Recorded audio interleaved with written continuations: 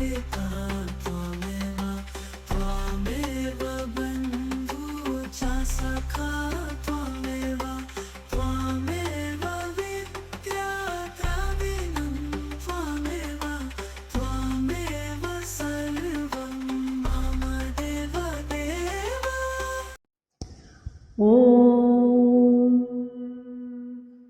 ஸ்ரீ குருப்யோ நமஹ. இறைவணக்கம். பொன்னில மாதராசை பொருந்தினர் பொருந்தார் உள்ளம் தன்னில் அந்தரத்தில் ஜீவசாட்சி மாத்திரமாய் நிற்கும் எந்நிலங்களிலுமிக்க எழுநிலம் அவற்றின் மேலாம் நன்னிலம் மருவும் ஏகநாயகன் பதங்கள் போற்றி. கைவல்ய நவநீதம் ஸ்ரீ தாண்டவராய சுவாமிகள் அருளியது. தத்துவ விளக்கப்படலம். பாடல் 41. தூடன தமத்தில் வந்த தோற்றமாம் சக்தி செய்யும் ஏடனை விகாரம் சொன்னீர் இரண்டு சக்திகள் என்றீரே மூடலாம் சக்தி செய்யும் மோகமும் சொல்லுமையா கேடர குருவே என்ன கிருபையோ அருள் செய்வாரே. தமிழில் உரை. நிந்தைக்கு உரிய தமத்தில் வந்த தோற்றம் என்னும் விட்சேப சக்தி செய்யும் ஏடனைகளால் ஏற்படும் விகாரங்கள் யாவையும் இதுவரை விளக்கி சொல்லிவிட்டீர்கள் ஐயா. இரண்டு சக்திகள் என்று முன்பு கூறினீர்கள். ஆவரணமாக வந்து மூடும் சக்தி செய்யும் மோகங்களையும் முழுமையாக சொல்லும் ஐயா. என் பிறவிப்பணி ஆகிய கேடுகளை அறுக்க வந்த என் குருவே என்னை கருணையுடன் கரையேற்றி அருள் செய்யும் ஐயா என்று கேட்டதும் குருவும் அருளரே சொல்ல ஆரம்பித்தார். இதுதான் இந்த பாடலில் இருப்பது. Substance of the mantra in English. The Guru-Sishya Samvada, the conversation continues. With the previous mantra 40, Guru completes Jivaha, Adhishtana, Adhyaropa, Apavada, Prakarana. That is, the Jiva has inherent quality of obscuring and projecting the Adhishtana. Now, the removal was also explained. Apavada Prakarana was also done. This means that the Jiva has an established inherent tamas quality that obscures the one that is original and projecting it and superimposes with the help of already perceived thought. Thus, Guru explained in detail the ill effects of illusions called projection, known as vikshepam, and the removal of vikshepam through a process called apavadam. The quality of jiva, the tamas, was responsible for bringing two aspects, avaranam and vikshepam.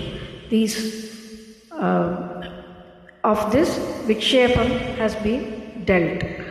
The disciple engaged in vichara wonders how to eliminate this, and this was also discussed well by a process called apavada.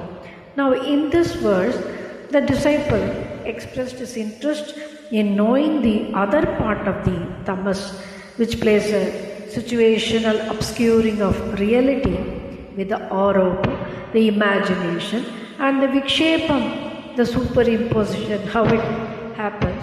This is the contextual developments to the obscuring called avaranam, the maligned condition of the mind due to trigunas.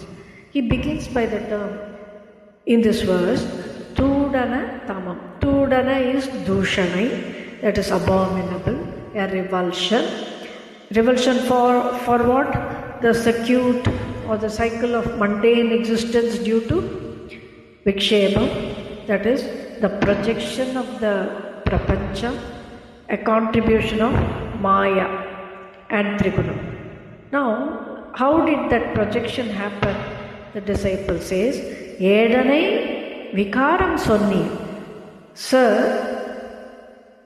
in this context, Eshana means the Sankalpa of Ishvara. He says, you told us about the Sankalpa of Ishvara, and so far you also explained the ill effects of Tamas Guna, and one of the aspect of that Tamas Guna is that Vikshepam that described how the abominable cycle of birth and rebirth happens due to the projection of Prapancham as real, and this all happens due to Maya Shrishti.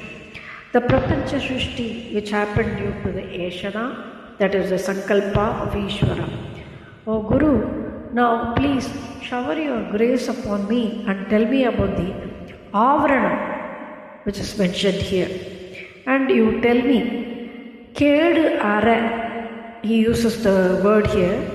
As per the 13th verse we have seen, Unne ni arindayagil unakkoru kedu illai. That you will be relieved of all the karmas if you know thyself. That's what is given in the 13th verse. So now he is asking, Kedu Ara, please explain everything so that I will be relieved of my past karmas. So he wants the guidance from the Guru. Shri Gurubhyo Namaha.